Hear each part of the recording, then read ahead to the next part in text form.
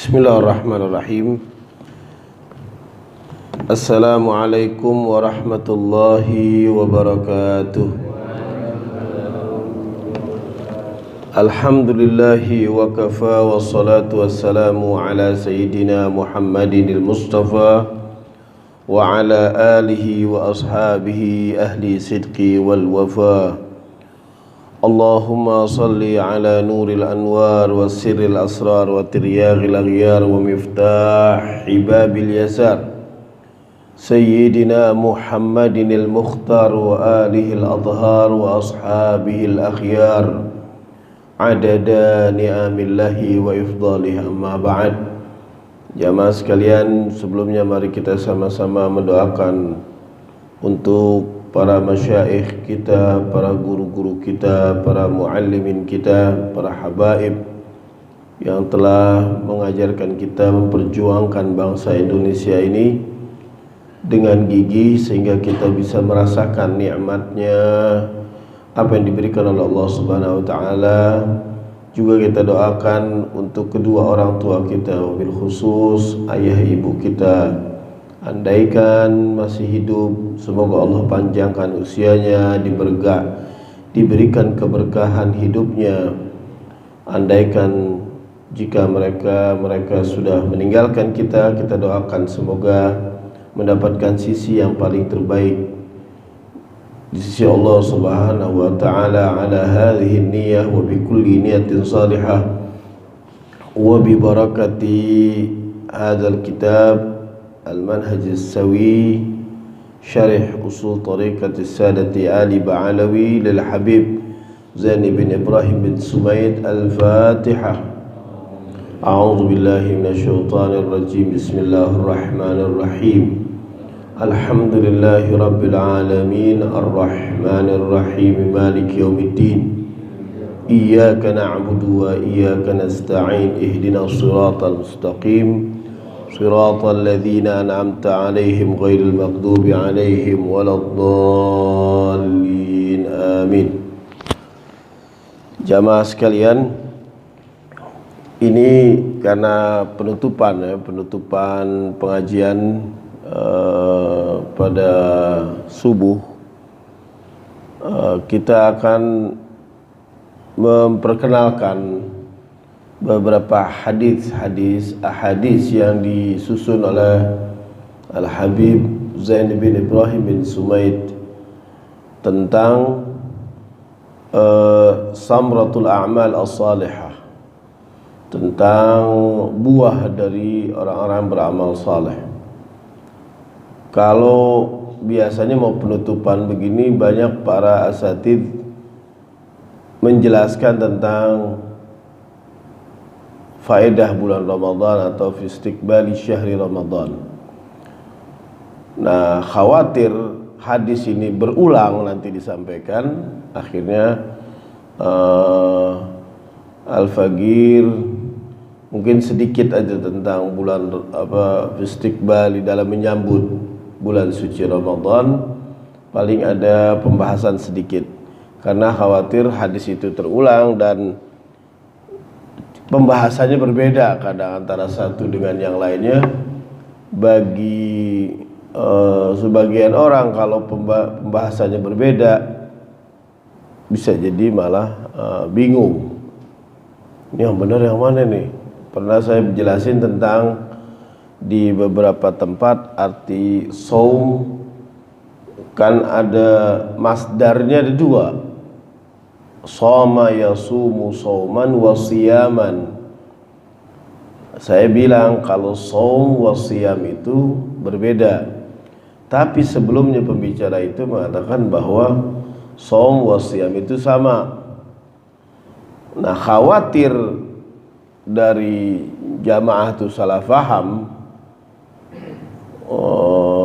Ini yang benar Habib apa Ustadz ini atau Ustadz atau Habib ini.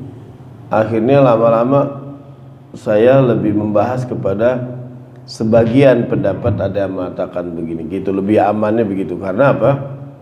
Karena sebenarnya ilmu itu ketika terjadi perbedaan pendapat, bukan malah justru orang itu menjadi bingung, Jadikan perbedaan pendapat itu sebagai khazanah kita, wacana kita. Wacana ini sebagai apa? Kalau suatu saat ada yang menjelaskan begini, kita tidak buru-buru untuk menyalahkan. Oh, sebelumnya ada yang menjelaskan ini, nggak apa-apa. Malah menambah wawasan kita untuk menambah pengetahuan. Jangan sampai pembahasan itu ketika terjadi perbedaan malah menjadi memperuncing bahwa jangan-jangan yang salah dia, yang benar dia, yang benar dia, yang salah dia.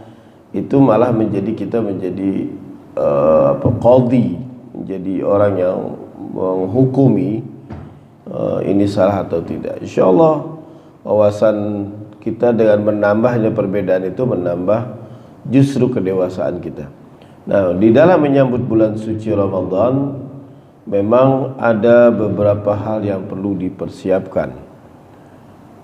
Dulu saya pernah berbicara bahwa Al-Imam Al-Ghazali itu pernah mengisahkan sebagian cerita dulu, dan kisah ini pernah dimuat oleh Jalaluddin Ar-Rumi dalam Asnawinya. Ceritanya memang cerita sufi. Cerita sufi ini nggak gampang dicerna, jangan diterima bulat-bulat. Tetapi memang ceritaan sufi itu, orang-orang tasawuf, dia kalau punya cerita, kita justru hanya mengambil intisari, bukan jalan ceritanya yang kita pertanyakan, tapi intisari dari itu cerita. Ceritanya begini, Syekh Abu Imran Al-Wasiti itu pernah di sebuah kapal besar, kapalnya itu hampir mau tenggelam, bocor gitu, sehingga dia merapat ke satu tepian dan tidak bisa berjalan kemana-mana.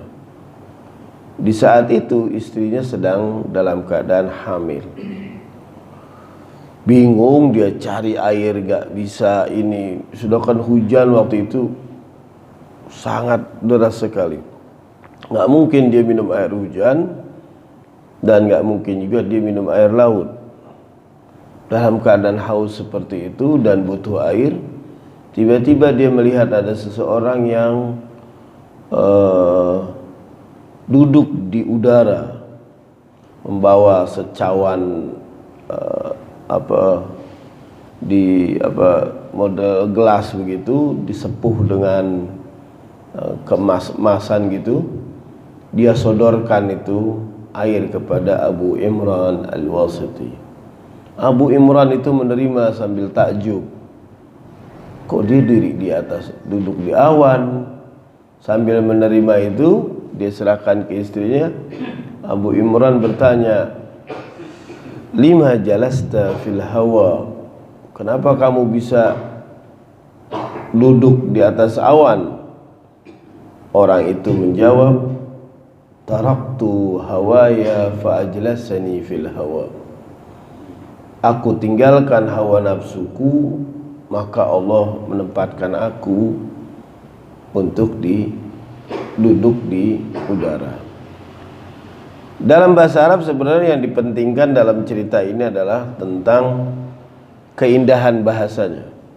Hawa yang satu adalah hawa nafsu, hawa yang berikutnya adalah udara.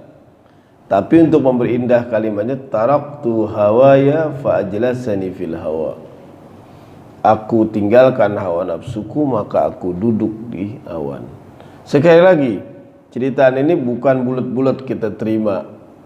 Maksudnya bukan gak percaya. Intisarinya yang diambil. Kata Abu Imran Al-Wasiti, orang itu bisa baru mencapai tingkatan yang bagus kalau dia memang meninggalkan hawa nafsu. Manusia ini diciptakan ada hawa nafsunya. Dari mana? Al-Quran itu jelas mengatakan di surah Al-Ma'arij, innal insana khuliqa halu'a, manusia itu diciptakan halu'a. Ma makna halu'a? Halu'a kalau kita buka kitab-kitab tafsir disebut syiddatul hirs, sangat berkeinginan, ambisi, sangat benar ambisi. Nah itu namanya halua. Mungkin kita tanya lagi, kenapa Allah ini menciptakan kita ada unsur ambisi? Kemudian kan bukan sifat tercela itu. Orang sifat ambisius itu tercela, mau serakah itu tercela. Tapi yang menarik, manusia justru diciptakan seperti itu. Innal insana khuliqa halua. Manusia diciptakan ambisius, syiddatul harus. Keinginannya banyak benar. Nah, ulama menjelaskan di sini ada perbedaan antara sifat dasar manusia sama yang dikembangkan manusia. Beda ya. Manusia pada hakikatnya punya sifat itu, tapi ketika mengembangkannya baru dinilai baik dan tidaknya itu ketika mengembangkannya. Manusia punya ilmu, tapi kalau ilmunya digunakan untuk salah, itu yang menjadi celaan bagi Allah. Tapi kalau ilmunya dipakai buat manfaat, ilmu itu menjadi pujian bagi Allah. Manusia punya hawa nafsu, udah pasti, sekali lagi manusia punya hawa nafsu. Tetapi kalau hawa nafsunya di dalam puasa itu bukan dimatikan, tetapi justru dikontrol, ya, dikendalikan hawa nafsunya. Bukan dimatikan total. Kalau dimatikan habis. Pas. Jadi kayak pendeta itu dimatikan memang. Tapi ini enggak. Bukan mematikan, tetapi dikendalikan. Sebab kalau tidak ada hawa nafsu, manusia tidak akan bisa hidup. Manusia kalau enggak punya ambisi, enggak ada yang mau hidup ini. Enggak ada yang mau hidup, punya harta, enggak ada tuh. Enggak nafsu, segala macam, kemana-mana lesu gitu, enggak ada keinginan, enggak bisa. Tapi kalau keinginan itu ada dipasang sebesar mungkin, itu yang menjadi tercela. Juga nggak boleh kecil-kecil dikit. Oh, hawa nafsunya dikecilin, bisa tercela. Contoh, nah yang bisa mengimbangi itu adalah akhlak. Ya, akhlak. Di dalam puasa itu akhlak itu disejajarkan, diajarkan bagaimana menempatkan akhlak pada porsinya. Manusia punya dasar sifat berani, ada. Tapi kalau umpama kita gunakan keberanian itu ketinggian, malah jadi harwalan, tahawur, arogan. Siapa aja ditantangin. Ini tantangin, nggak boleh ada masalah dikit dipegangin. Wah, diam, pegangin sini lu, teriak-teriak. Juga nggak boleh turun banget, jadi pengecut, jadi aljubun, pengecut. Sama siapa takut, sama ini nggak boleh. Wah, takut, nggak bisa. Manusia punya apa lagi? Punya akal. Akal juga nggak boleh ketinggian masangnya sehingga dia nggak percaya wahyu, nggak percaya apa-apa akal.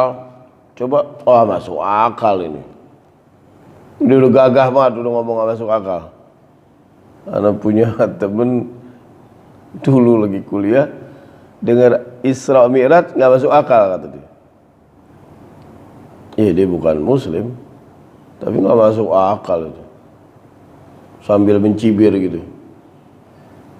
Ya Anda jawabnya sederhana. Anda bilang jangan titik, nggak masuk akal. Ada terusannya maksudnya apa? Nggak masuk akal menurut akal saya. Jangan titik loh, jangan dia doang cuman bilang nggak masuk akal. Kalau Anda bilang masuk akal, dia bilang ini nggak masuk akal nih. Jangan titik koma di akal saya. Menurut saya ini nggak masuk akal, selesai. Kalau bagi Anda masuk akal nggak apa-apa, Anda bilang. Wah, ada cerita ini nggak mungkin ada kegaiban begini. Anda bilang begini, sesuatu yang menurut kamu tuh nggak masuk akal, tidak bisa dipahami, jangan-jangan nggak masuk akal, jangan-jangan itu cuman kamu nggak paham aja, nggak nyampe, bisa jadi. Ada orang, nah sekarang kita nih ngangkat meja ini, umpama ini meja berat banget, Anda nggak kuat angkat, wah nggak kuat, udah Agung angkat kuat. Pas Agung angkat kuat kita bilang nggak masuk akal. Loh, nggak masuk akal tuh karena kamu nggak kuat, gitu aja. Ada orang-orang kampung dulu, kalau di daerah saya dulu masih ada, kalau kita main bola ada yang luka kakinya, ada yang ini. Itu ada sebagian orang samping tuh, bahkan di pesantren-pesantren Jawa Timur begitu banyak itu. Kakinya habis main bola luka, digini doang, nggak baca bismillah, rapat lagi. Ente mau bilang nggak masuk akal?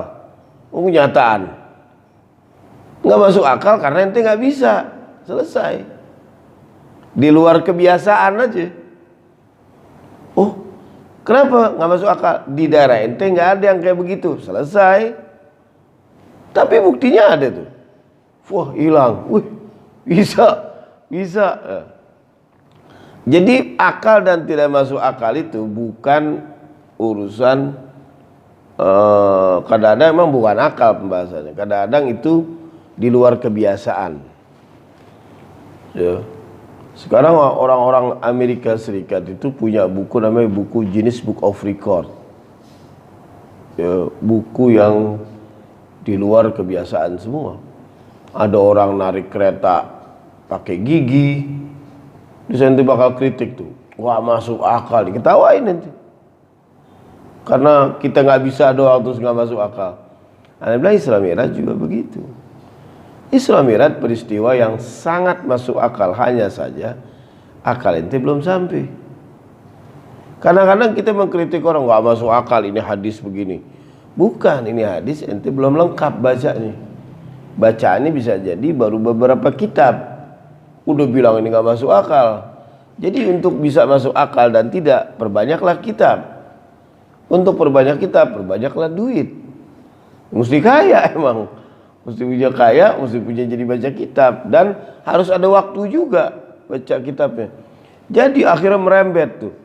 Akal dan masuk akal itu tergantung dari semua waktu luang dan ini bacaannya segala macam banyak. Nah sama, manusia itu kadang-kadang diberikan akal, jangan sampai kelebihan juga, jangan sampai turun juga.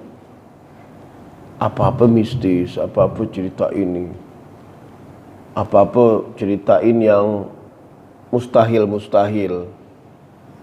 yang khurafat, ya kagak juga, nggak bisa itu. Dia di tengah-tengah, makanya Nabi itu punya akal, punya akhlak, semuanya standarnya adalah di pertengahan, bukan terlalu bawah, nggak terlalu ini. Nabi punya berani, tapi tempatnya pas, bukannya turun akhirnya takut sama musuh, nggak pas. Nabi nggak beraninya nggak kelebihan juga, siapa jadi tantangin, nggak bisa. Punya hawa nafsu juga demikian. Hawa nafsu kalau ditempatkan pada pasnya itu juga enak.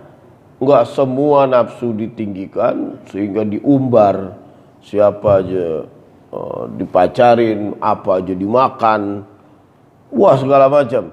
Tapi dilihat porsinya masing-masing. Nah, puasa dalam hal ini mengendalikan semua kita punya hawa nafsu. Diajarkan bagaimana kita tuh dewasa dalam menempatkan porsi semuanya. Makanya ya ayyuhalladzina amanu kutiba alaikumus shiyam kama kutiba alal ladzina min qablikum la'allakum tattaqun. Wahai orang yang beriman, kutiba alaikumus shiyam, diwajibkan atas kamu berpuasa. Kama kutiba alal ladzina min qablikum, sebelumnya orang-orang juga ada yang diwajibkan. La'allakum tattaqun, semoga kamu menjadi orang yang bertakwa. Dan di sini kalimatnya shiyam. Enggak ada ya ayyuhalladzina amanu kutiba alaikumus shaum. Ada enggak? Kama kutiba alal ladzina min qablikum la'allakum tattaqun. Enggak ada shaum, shiyam. Makanya sebagian ada orang yang menyamakan antara shaum dan shiyam. Sebenarnya di dalam sisi bahasa shaum dan shiyam itu memang berbeda. Hanya saja shaum itu adalah puasa untuk menjaga seluruh aktivitas anggota tubuh, mata, mulut, telinga, itu namanya shaum. Kalau shiyam, puasa anil akli wasyarab wal jima', dan juga ngumpul juga, makan, minum, dan kumpul sama istri. Min tulu'il fajr ila sampai tenggelamnya matahari.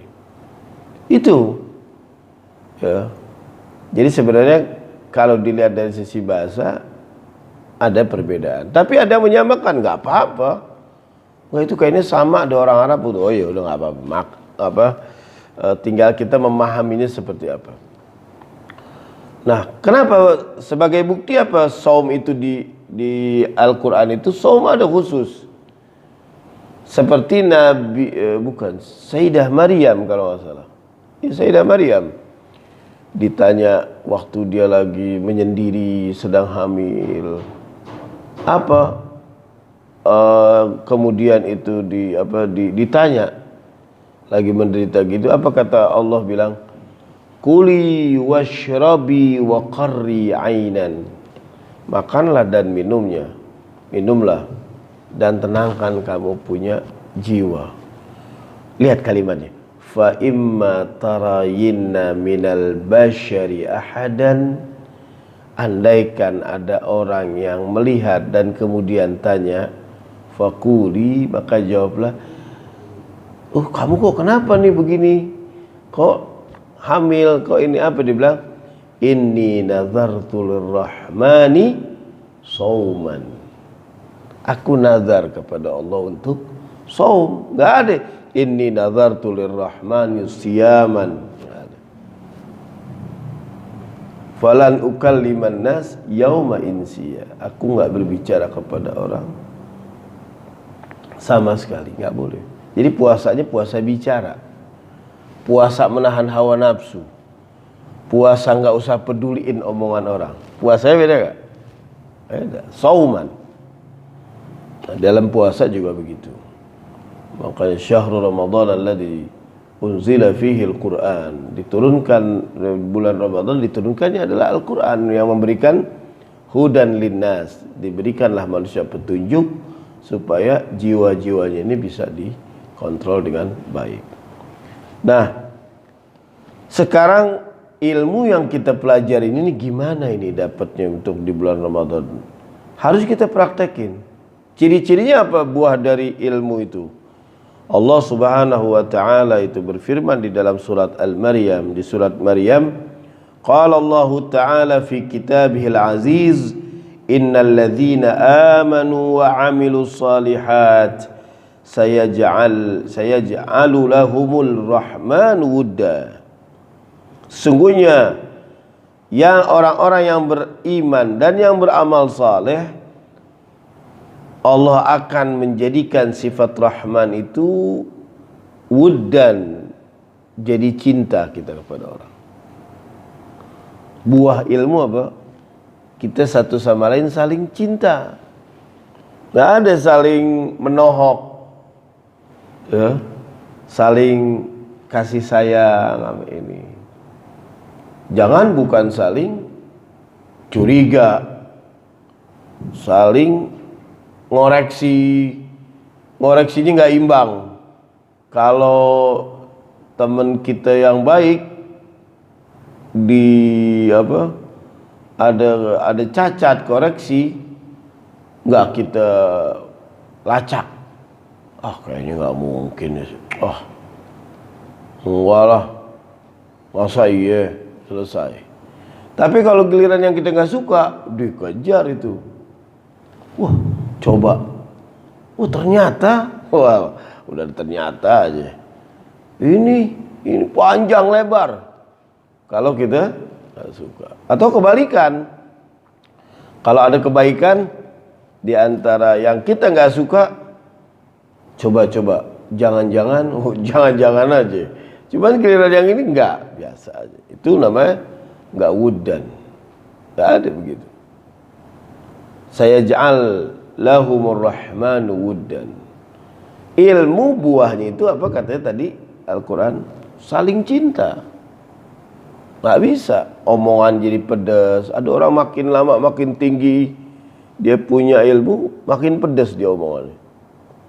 Ada orang yang malah kelihatan nih Islam dan tidak, syariatnya kelihatan apa tidak, justru dari wajahnya yang sangar. Wajahnya kalau udah sangar, kaku gitu, menunjukkan sangat Islami. Gak boleh. Kamu? Itu malah Islami dia. Gak bisa. Jadi semua yang Islam itu wajahnya adalah hudu. Wajahnya tenang. Nabi berkali-kali dibilang itu. Fabima rahmatin minallahi linta lahum. Dengan rahmat Allah kamu bisa berbuat lembut.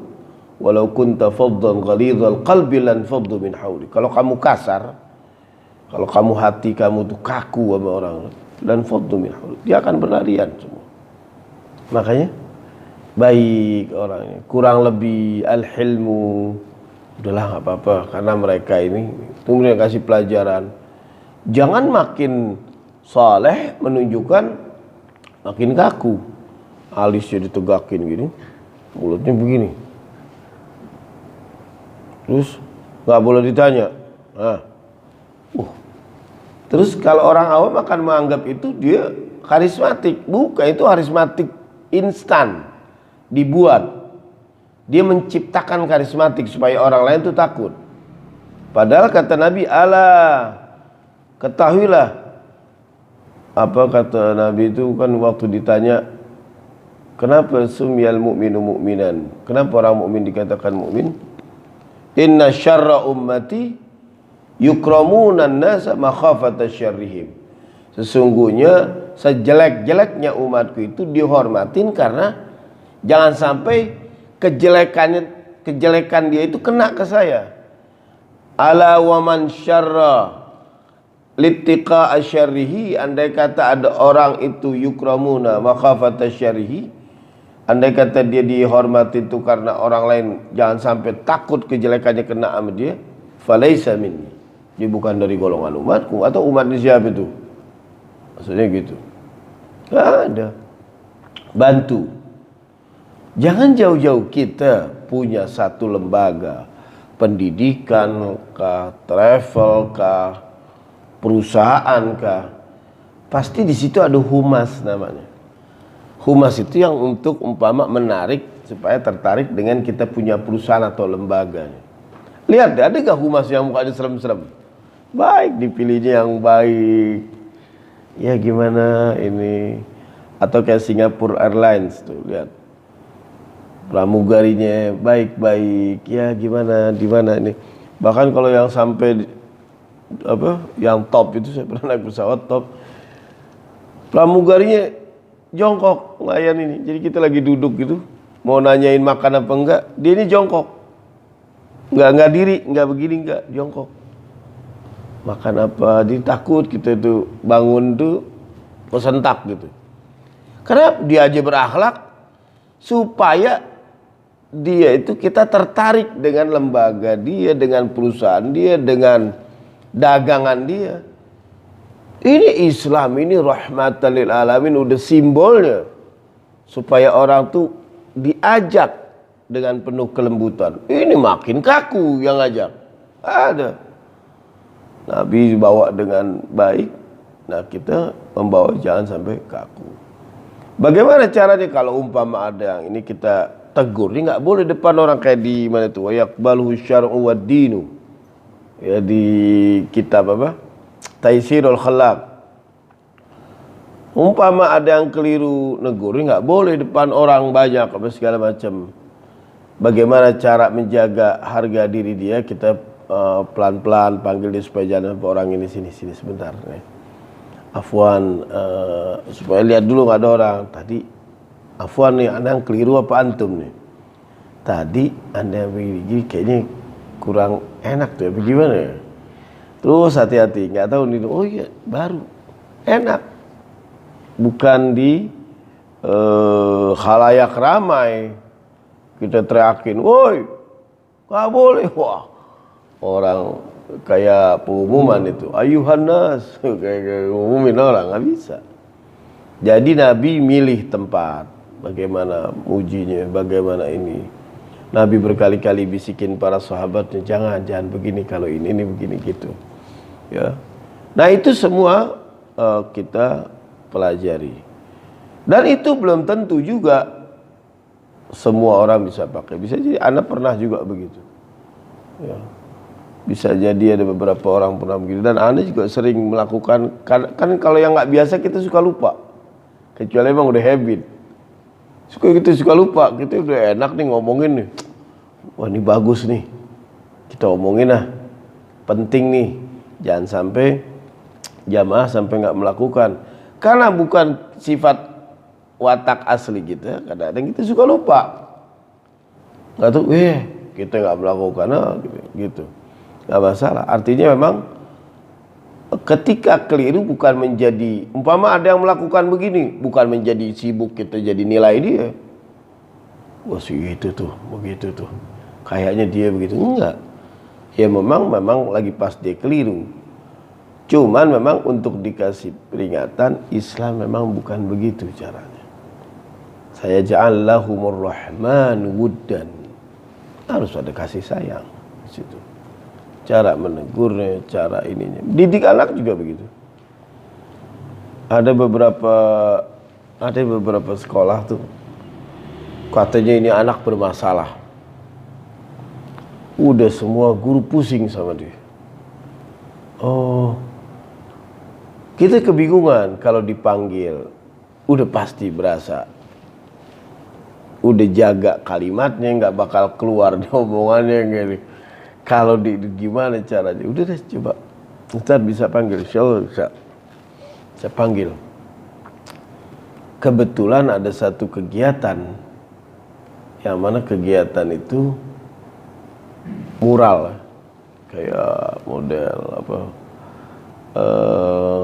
Di tembok-tembok tuh kita suruh bikin graffiti mural. Nah kebetulan Anda tanya sama dia, ini orang kebisaannya apa? Oh dia punya graffiti, lukisnya bagus. Oh, sudah, intinya diambil. Akhirnya kita ini panggil dia. Kamu dipanggil sama, panggilnya Habib. Ini orang gemeteran tahu. Karena dia tahu dia bermasalah. Dia kira nggak sedahsyat ini sampai dipanggil sama Anda sambut. Gimana, sehat kabarnya? Sehat Habib. Mukanya udah muka salah. Anda stylein posisi bingung, wah gimana nih? Dia udah muka merasa bersalah. Anda tanya, ini yang namanya Fulana? Iya Habib. Oh, ini temennya ngapain sini? Enggak, teman saya mau nemenin saya. Oh nggak perlu ditemenin. Ayo, suruh jalan. Makin gemeteran dia sendirian. Terus saya bilang, kita keluar yuk, lihat tembok. Oh, kamu tahu gak dipanggil ngapain? Nggak tahu. Oh, kamu ini saya panggil pengen minta idenya. Ada gak cara bikin graffiti itu kayak gimana? Kok dia nyes? Adam deh. Oh iya, Gimana? Oh, kalau grafiti dia terangin itu grafiti gini. Saya nggak masuk ke pembahasan. Oh, terus cat kalau dicampur itu apa aja? Ya, kalau dicampur ini nanti warna ini diterangin. Lancar. Yang penting diplong dulu. Dia anggap nggak ada masalah. Oh, doang dia. Nanti dari sini batasnya gitu. Oh, taruh dari sini kita lihat ukurannya. Oh, iya. Oh, luar biasa, keren saya bilang nih. Ini, oh iya. Dia senyum terus nggak lagi. Kenapa? Loh kok senyum kenapa? Enggak, saya kira saya ada masalah. Oh, emang ada masalah? Cerita sendiri. Enggak sih, belum lama gini. Cerita. Yang kedua cerita ini udah bukan karena diinterogasi, dia yang cerita sendiri. Terus saya bilang, ya namanya juga anak-anak, masalah nggak apa-apa lah. Enggak, saat gitu saya kan cerita dan segala macam itu. Artinya dengan teguran yang dia nggak merasa dipojokkan pada posisi yang salah, keliru. Itu dia namanya saya ja'allahumur rahmanu wuddan. An Abi Hurairah radhiyallahu taala an, dari hadis diriwayatkan dari Abu Hurairah. Ini sebenarnya saya baca-bacain hadis saja. Habis gitu mau ambil berkah doang dari Al Habib Zain Ibrahim bin Sumaid. Dari Abu Hurairah, qala Nabi sallallahu alaihi wa alihi wasallam. Nah, ini hadis perlu difahami nih.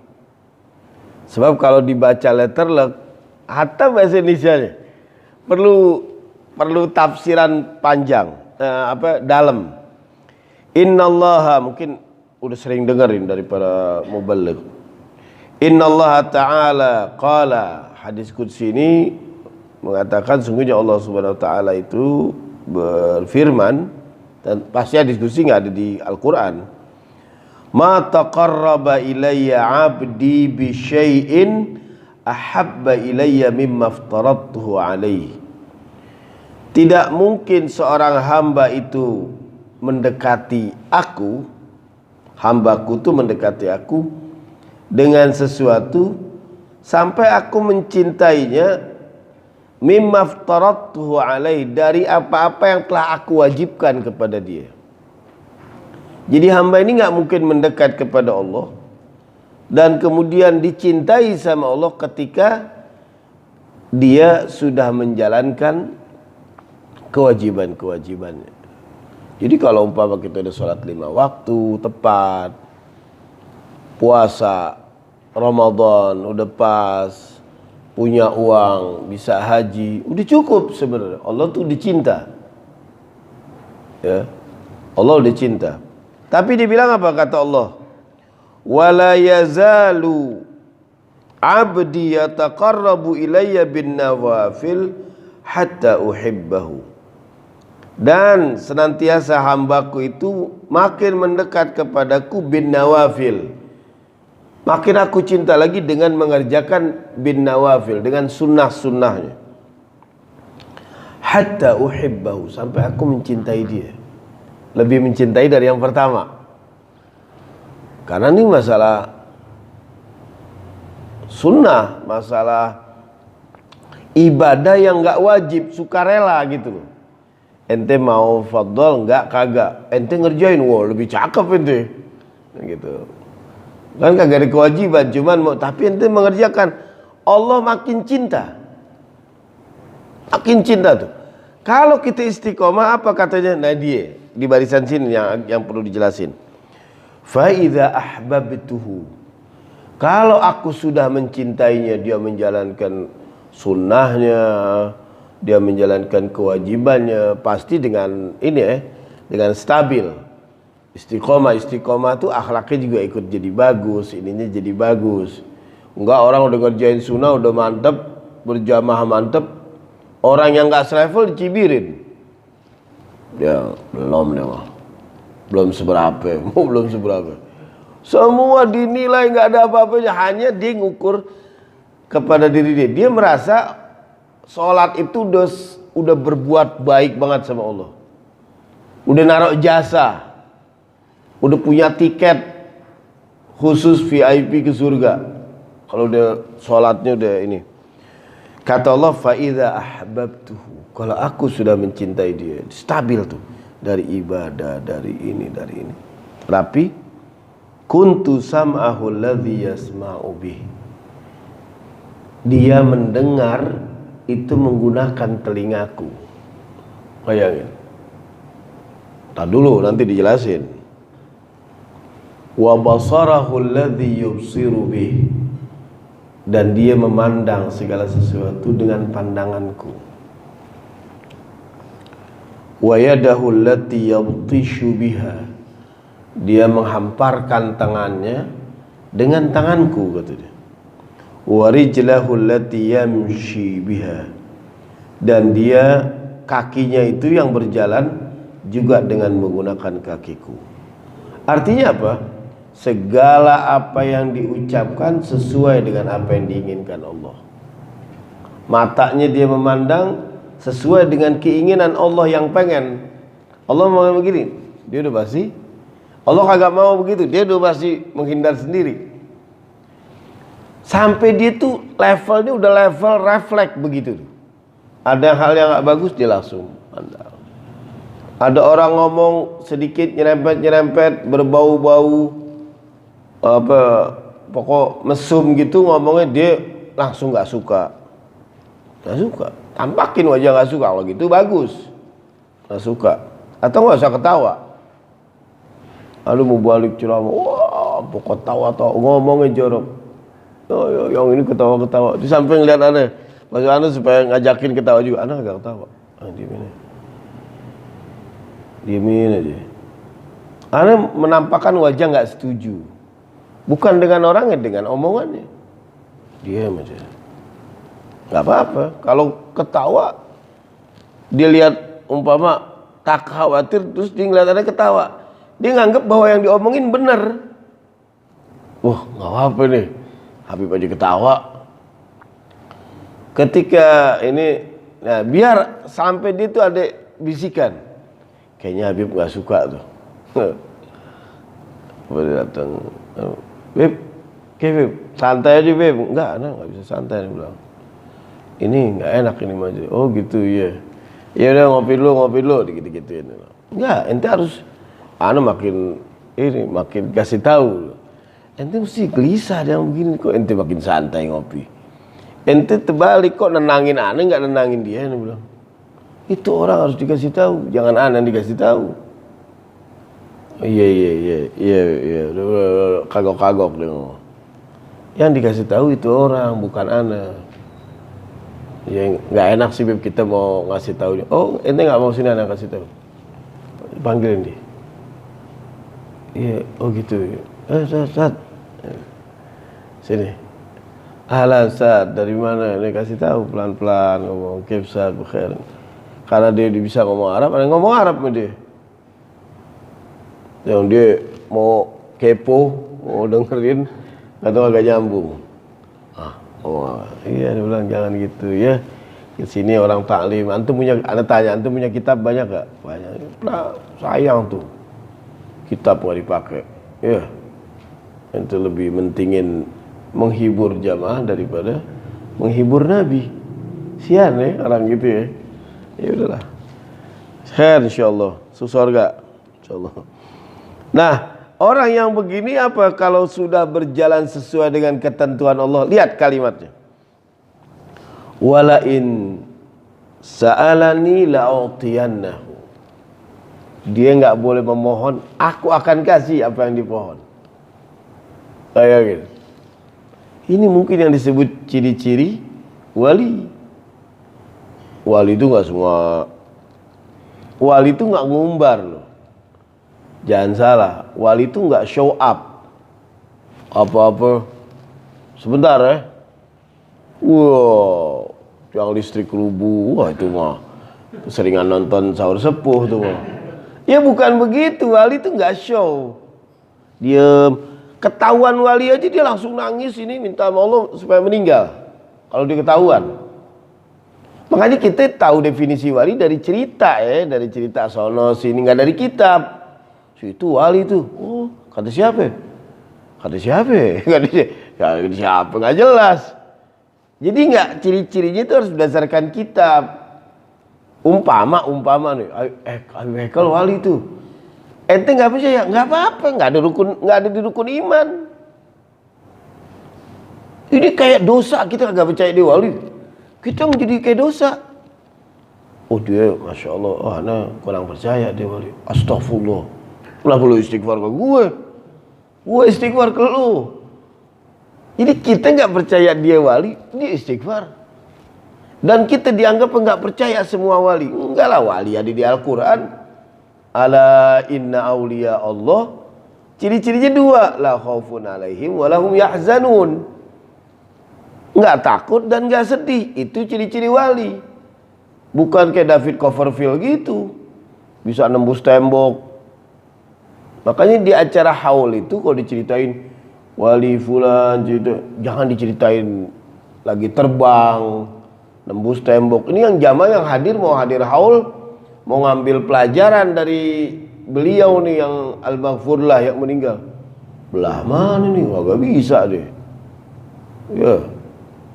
Lagi haji saya ketemu beliau di sana. Di rumah ada lagi. Wah, kita bingung mau ngamalinnya. Kita belum nyampe nih. Belah mana nguap lagi yang hadir. Belah mana kita ya? Terangin lagi beliau akhlak ini. Ada gak orang ceritain Nabi mukjizatnya doang, yang serem-serem? Yang akhlak ya terangin biar kita bisa niru. Ini enggak yang aneh-aneh. Enggak boleh ada orang aneh dikit dibilang wah walhasil lah. Ini dia nih, kalau dia udah jaga dirinya, omongannya dijaga, akhlak. Ini yang wali kayak begini. Wala insta'adzani la'u'idzanna. Andai kata dia berlindung pada Allah, langsung aku lindungi. Lamnya lam taukid. Udah langsung benar-benar. Dari mana diambil? Dari kitab akhrajahu al-Bukhari fi sahih min hadis Abi Hurairah radhiyallahu ta'ala. Itu hadis Nabi. Jadi ukurannya begitu. Bukan. Nah, puasa ini meningkatkan kita kepada kewalian. Kita menjaga diri kita dari hawa nafsu, apa-apa yang di depan kita. Kemudian menjaga bukan cuma diri kita, apa-apa yang ada di dalamnya, yaitu berupa hawa nafsu juga, dari tidak terpengaruh dengan yang lain. Nanti ketika ini bisa dikendalikan, yang mestinya orang makan kita kagak, yang mestinya orang minum kita kagak, jadi nggak terpengaruh dengan kondisi badan kita, nanti kita akan bisa menguasai apa-apa yang ada dalam tubuh kita. Berarti kan kita udah menguasai ini daerah tubuh kita. Kita pengen makan nih, nggak, jangan. Akhirnya tubuh kita jadi nurut sama kita. Setelah itu baru ke level berikutnya, kita bisa mengendalikan apa-apa yang ada di luar. Itu dia yang disebut kalau dalam Hidayatul Atqiya, tingkatan kewalian itu belajar dari situ. Jadi alam ini yang mestinya ngatur dia, dia justru yang mengatur alam. Itu dia yang disebut dengan karamah. Wah, ini udah serem makomnya nih. Tanpa Lutfi terbang lagi. Jam berapa ini? Selesai jam berapa sih? Di sini ada peringatan jam ya? Ada. Agung deh belum? Titit gitu.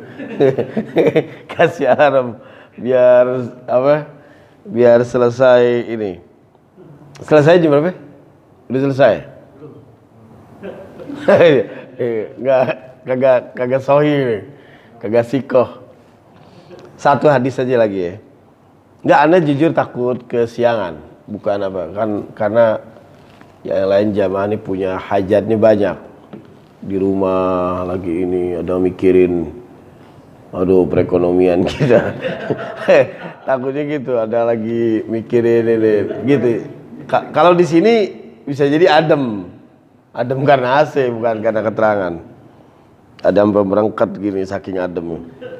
Wa qala alaihi assalatu wassalam, Nabi sallallahu alaihi wasallam fima yurwihi anillahi azza wa jalla, sebagaimana diriwayatkan dari Allah Ta'ala, apa dia bilang? Idza taqarraba ilayya abdi shibran taqarrabtu ilaihi dhira'an. Kalau hambaku itu mendekat satu langkah, Allah akan lebih cepat lagi, lebih agresif kasarnya.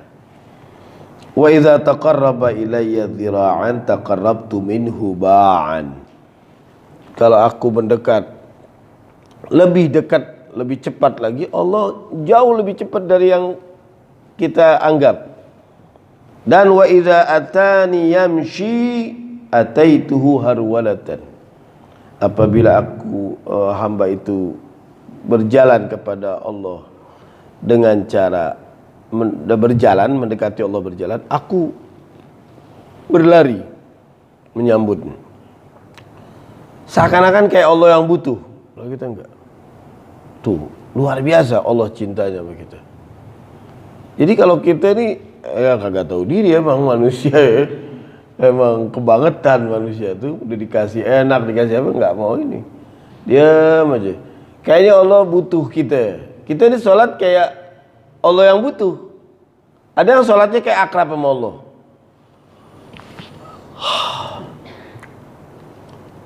Aduh, wah, gimana sih? Jadi sholat kayak Allah yang butuh. Karena ini orang gimana ya? Jadi kayaknya nyesel gitu sholat. Ada yang temen, wow, gue jadi sholat deh di sini. Gue bayangin coba, gue jadi sholat katanya. Ngumpul apa kita suruh sholat. Gampang apaan? Iya, enggak sholat. Asih, sholat kita wudu. Habis salam, itu di ngomong dulu ya dulu kita serem sama temen. Jadi serem cuman sholat gitu. Nah, terus dibisik-bisik. Lagi SMA lu, wah gue jadi sholat deh tuh. Gitu masih rakaat kedua di masbuk, kita denger. Pas nengok kita keplak langsung.